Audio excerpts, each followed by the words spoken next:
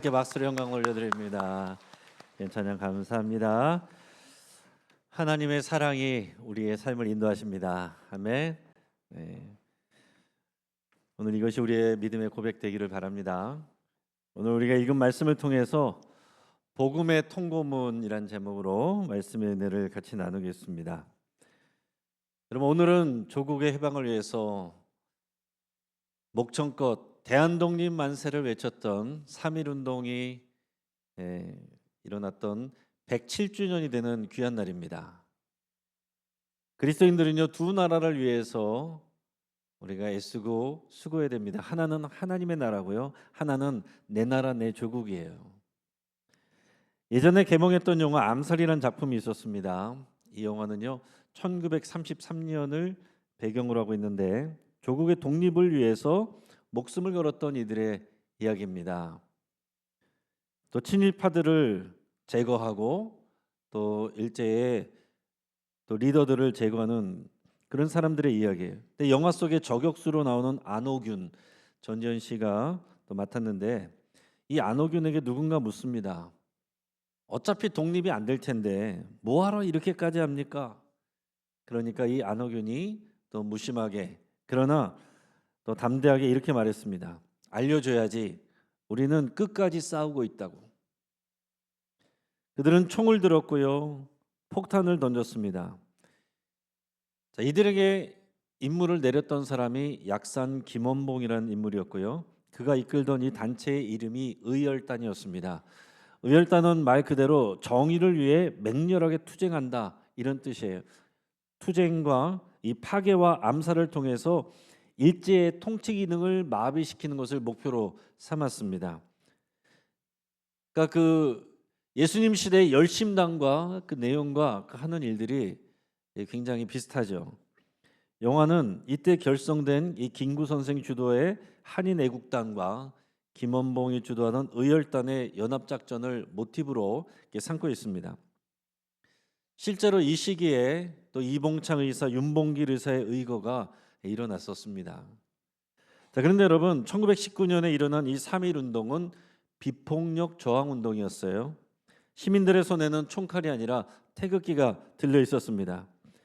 그래서 사실 많은 사람들이요, 목숨을 잃었고 또 유관순 열사처럼 감옥에서 옥고를 치른 분들이 많습니다. 피해가 컸어요. 그래서 많은 사람들이 이런 평화적인 방법만으로는 안 된다, 이런 생각을 하는 사람들이 있었습니다. 그래서 이런 의열단과 같은 무장 투쟁을 통해서 독립을 쟁취하려는 그런 단체들이 생겨났습니다. 근데 3.1운동이 일어나던 그 시기에 다른 방법으로 독립운동을 독려하는 사람들이 있었어요. 그게 누구냐면 바로 그리스도인들입니다. 3.1 만세운동이 한창이던 1919년 3월 3일, 그러니까 3.1운동이 있었던 이틀 뒤죠. 서울 길거리에 독립단 통고문이란 전단이 나붙었어요. 독립단 통고문. 이 통고라는 말은 막힌 길을 뚫고 진리를 선포한다, 그런 의미예요. 여기에는 이 그리스도인들을 대상으로 해서 이 만세운동에 참여하는 이 독립을 꿈꾸며 참여하는 그리스도인들에게 주는 메시지와 그 행동 지침이 담겨 있습니다. 누가 썼는지 또 누가 주도했는지에 대해서는 의견이 분분하고 정확하게 밝혀져 있지는 않아요. 그러나 중요한 건 뭐냐면 그리스도인들이 이러한 일제의 폭압에 맞서서 침묵하지 않으면서도 총과 칼이 아니라 성경과 기도로 그들의 거룩한 삶으로 대처했다라는 사실이 굉장히 중요한 것입니다. 자, 이처럼 독립을 대하는 방식에는 크게 두 가지가 있었다라고 할 수 있습니다. 하나는 의일단과 같이 말 그대로 정의를 위해서 투쟁하는 사람들의 그들의 가치관은 눈에는 눈, 이에는 이였습니다. 압제자의 목숨을 빼앗음으로써 공포를 심어주는 그런 방식을 택했어요. 그것은 분명한 가치가 있는 희생이 있었지만 한편으로는 증오와 복수라고 하는 인간적인 한계를 벗어나기는 어려웠습니다. 반면에 당시 기독교인들이 공유했던 이런 독립단 통고문은 전혀 다른 길을 제시했어요. 이 통고문에는 그리스도인들이 어떠한 자세로 살아가야 되고 이 독립운동에 만세운동에 어떤 자세로 임해야 되고 또 일본 사람들에 대해서는 우리가 어떻게 돼야 되는지에 대해서 구체적으로 또 다루고 있습니다. 그 내용을 몇 가지로 말씀드리고 소개하면 이렇습니다. 첫째는 어느 때든지 일본인을 모욕하지 마라 그랬어요. 모욕하지 말고 일본 사람들에게 돌 던지지도 말고 주먹으로 때리지도 말라 그랬습니다. 이것은 야만인들이 하는 행동이다. 그렇게 할 경우에는 독립의 참뜻을 훼손할 뿐이다. 이렇게 경고했습니다. 그러니까 일본 정부의 권력과 폭력에는 저항하지만은 일본인을 사람을 미워하지는 말라. 그런 가르침이에요. 성경적인 가르침이죠. 또 두 번째로는 매일 세 차례 기도하되 일요일은 금식하라 그랬어요. 그러니까 이 만세 운동은 인간적인 싸움이 아니라 영적 전쟁이다라는 거예요. 그래서 그리스도인들은 다니엘처럼 시간을 정해서 기도하였고 이 나라의 국군을 하나님의 손에 맡겼습니다. 그리고 세 번째는 매일 정해진 성경 본문을 읽어라 그랬어요. 이게 무슨 얘기겠어요? 이 지금 일제의 강점기를 그냥 인간적인 시각으로 바라보고 해석하지 말고 하나님의 눈으로, 성경적인 눈으로 바라보고 해석해야 된다라는 겁니다. 그리고 네 번째는 생활 속에서 거룩함과 절제를 유지하라 그랬어요. 술이나 도박이나 음란 등을 금하고 정직과 근면, 사랑과 화평, 우리의 모든 일상생활을 그대로 그리고 정직하게 평화롭게 사랑하며 근면하게 그 일상을 감당하라는 거예요. 독립을 외치는 입술과 또 이 그리스도인의 삶이 모순되지 않도록 일상에서 거룩함을 드러내라 하는 요청입니다. 그리고 마지막으로는 질서와 순종을 지키라 그랬어요. 만세 시위에 참여하되 짜여진 지시와 질서를 잘 지키고 무리한 행동으로, 개인 행동으로 전체 운동을 망치지 말 것을 권면합니다. 지도자와 협력해서 동시에 같은 마음으로 행동할 것을 촉구하고 있어요. 여러분, 이런 독립단 통고문을 보면 그때만 해당되는 내용이 아니에요. 오늘을 살아가는 이 그리스도인들에게 주는 그런 지침이라고도 할 수 있습니다. 오늘 우리를 둘러싼 여러 가지 문제들을 대하는 그 방식과 태도가 이뤄야 된다는 것을 우리 마음에 새겨야 될 필요가 있는 거예요. 자, 이분들에게 이 독립단 통고문에서 성경 읽기를 또 권면했는데 요일별로 그 본문을 정해줬어요. 어떤 본문을 읽었을까요? 자, 월요일에는 이사야서 10장을 읽으라 그랬어요. 여기에는 교만한 압제자에 대한 하나님의 심판과 남은 자를 구원하실 거라는 약속이 들어 있습니다.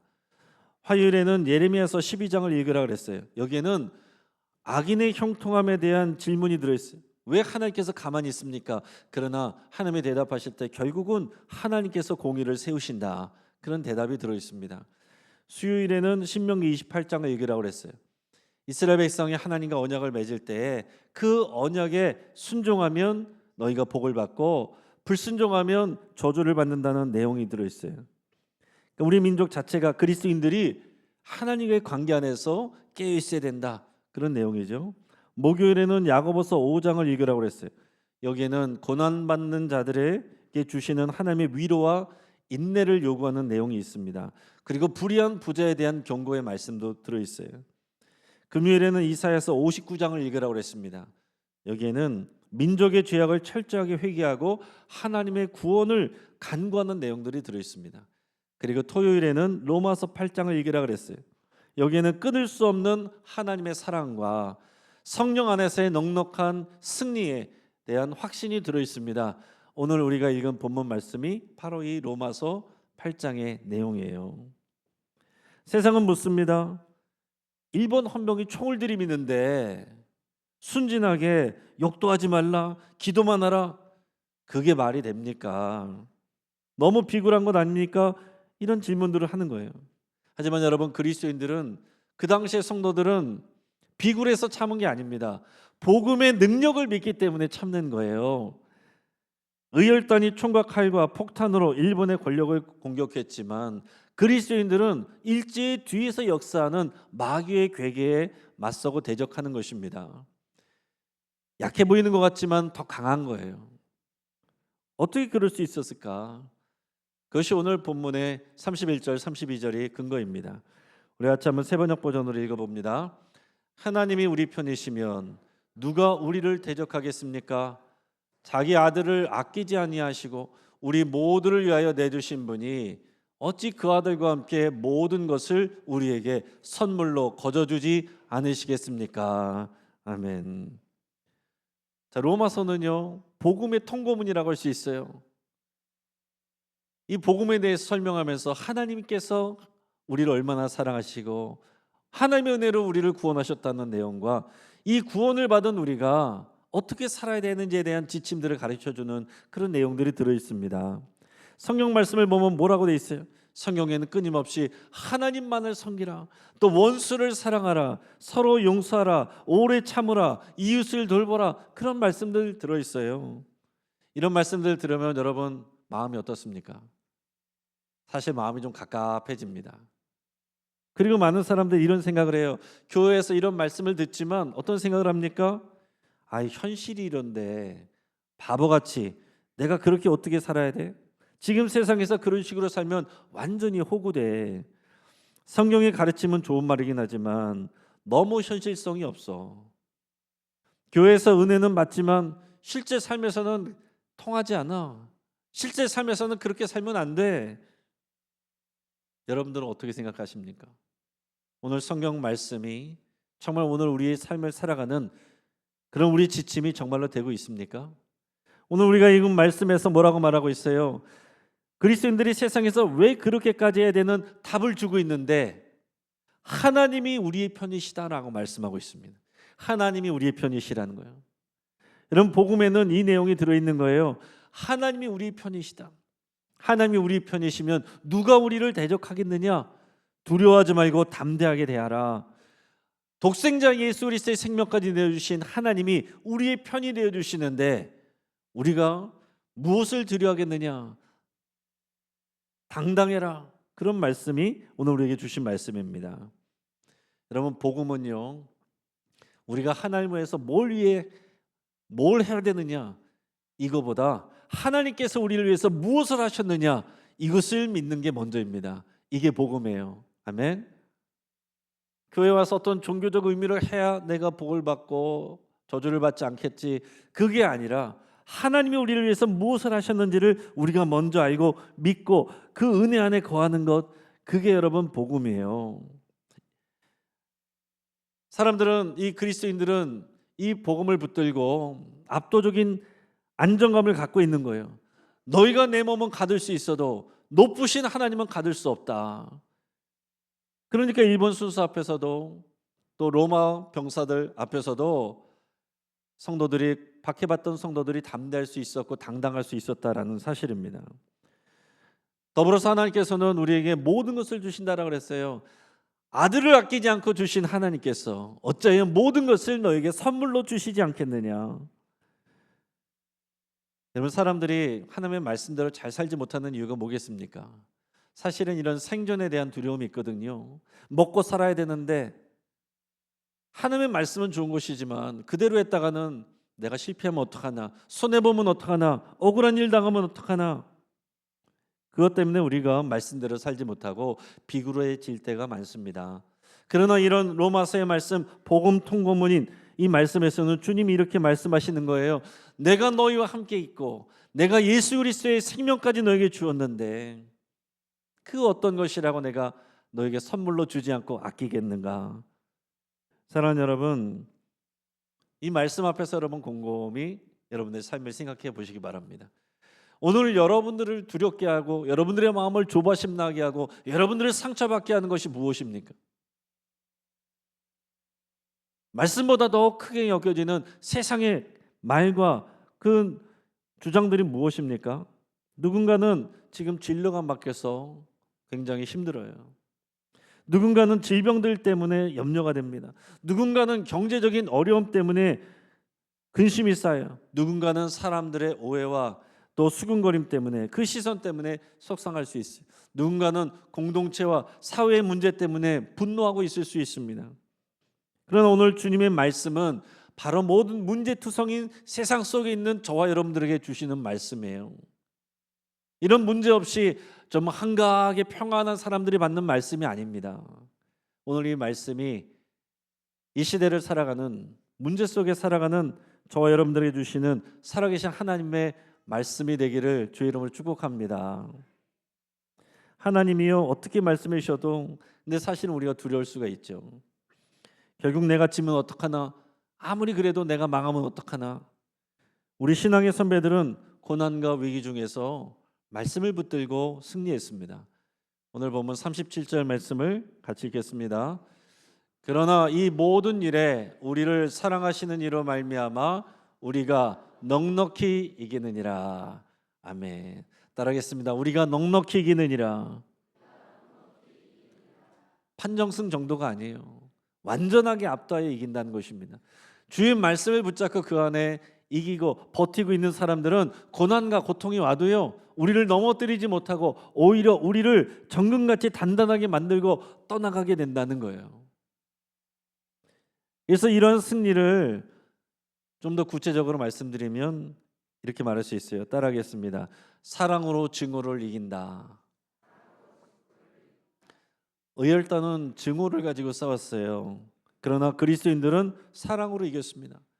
물론 우리의 감정까지 다해서 우리를 괴롭히는 일본인들을 다 사랑할 수는 없지만은 이 통고문을 통해서 일본인을 모욕하지 말라, 공격하지 말라, 이 수칙은 그 말씀을 순종하는 것입니다. 이건 나약함에서 오는 게 아니에요. 영적인 우월감에서 오는 것입니다. 나는 너희의 총칼보다 더 높으신 하나님의 보호하심 안에 있다. 나는 너희를 증오하는 대신 너희의 불쌍한 영혼을 위해서 기도하겠다. 여러분, 이것이 복음의 능력입니다. 사랑으로 증오를 이기는 것이 복음의 능력이에요. 또 하나 따라하겠습니다. 고난을 영광의 통로로 바꾼다. 독립운동하면 집안이 망하고 목숨이 위태로워졌습니다. 가난해졌습니다. 세상 기준으로 보면 뭐예요? 패배죠. 그러나 사도 바울은 확신을 가지고 고백을 하고 있습니다. 오늘 본문 38절 39절 세번역 버전으로 읽어봅니다. 나는 확신합니다. 죽음도 삶도 천사들도 권세자들도 현재일도 장래일도 능력도 높음도 깊음도 그 밖에 어떤 피조물도 우리를 우리 주 예수 그리스도 안에 있는 하나님의 사랑에서 끊을 수 없습니다. 아멘. 성경 말씀은요, 그 어떤 것도 우리를 무너뜨릴 수 없다라고 말씀하고 있어요. 하나님 안에 거하는 자, 그리스도인들을 무너뜨릴 수 없다 말하고 있어요. 그 어떤 것보다도, 어떤 문제보다도, 어떤 사람보다도, 어떤 권력보다도 하나님은 더 크고 위대하십니다. 이 믿음 안에서 버티고 있으면요, 오히려 그 고난은 우리를 정금같이 단련합니다. 우리를 예수 그리스도를 닮아가게 하는 거예요. 그래서 고난이 유익이라 이 고백을 하게 되는 거예요. 그래서 우리 삶을 바라보는 시선이 달라지는 거예요. 해석이 달라지는 것입니다. 포항에 가면 한동대학교라고 있어요. 기독교적인 가치관으로 하나님의 방법으로 일꾼을 잘 키워서 잘 공부해서 남주자라는 이 목표를 가지고 세워진 기독교적인 학교입니다. 근데 학교가 세워지던 초기에 어려운 일들이 발생했어요. 다 협력하고 후원하기로 했던 회사들이 어려워지면서 재정적으로 굉장히 어려워졌습니다. 2001년 5월 11일에 스승의 날을 며칠 앞두고 이 한동대학교 김명길 총장과 오성현 부총장이 법정 구속되는 충격적인 사건이 일어났습니다. 이분들의 제목은 뭐였냐면 사립학교법 위반 및 억무삼 횡령이었어요. 여러분, 이런 뉴스를 들은 사람들은 얼마나 손가락질하고 비판했겠습니까? 기독교적인 가치관으로 학교를 세운다면서 결국 저럴 줄 알았어. 학교 건물을 짓기 위해서 정부 보조금을 전용했다는 혐의였습니다. 그러나 사실은 어떤 상황이었냐면 학교 지정이 너무 어려워서 총장 개인이 사재를 털고 또 교직원들이 월급을 모아서 학교를 운영하고 있는 그런 상황이었습니다. 그러던 중에 발생한 행정적 절차의 문제, 그 절차와 법규를 잘 알지 못해서 일어난 미숙함 때문에 그걸 가지고 이분들을 반대하는 세력들이 악의적으로 고발을 한 겁니다. 그러니까 법이란 게 그래요. 이렇게 걸면은 걸리는 거예요. 그러나 결국 나중에 개인적으로 이론도 착복하지 않았다는 사실이 밝혀지게 됐습니다. 그러나 그 사이까지 얼마나 마음고생하고 고통스럽겠습니까, 여러분? 이 교도소로 이송되기 위해서 수갑을 찬 김영길 총장의 모습은 당시 이 언론의 헤드라인을 장식했습니다. 하지만 그 현장은 비명과 야유와 통곡이 아니라 찬양과 감사로 채워졌습니다.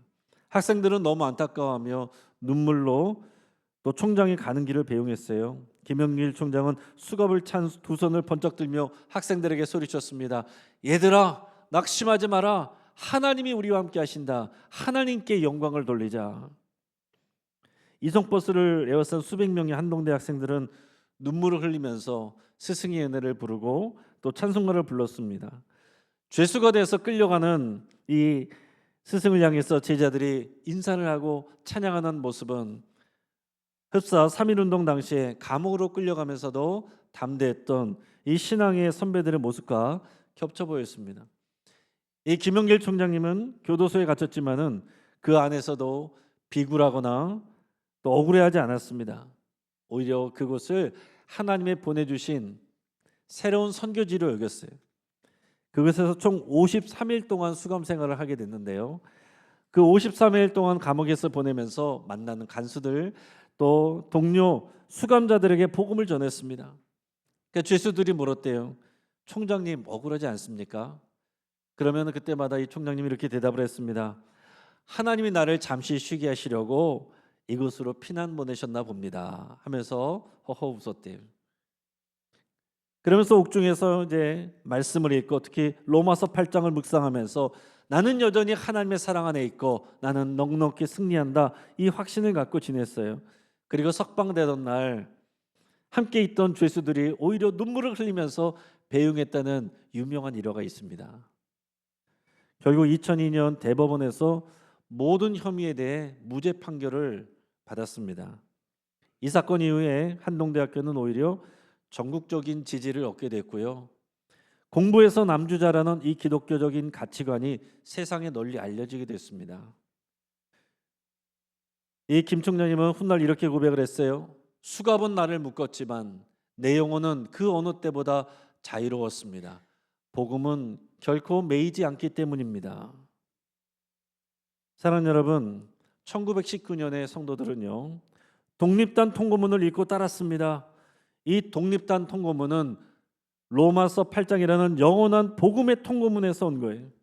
1919년 이 성도들이 복음을 붙들고 승리했다면 2026년을 살아가는 저와 여러분들이 복음의 통고문을 붙들고 하지 못할 일이 없습니다.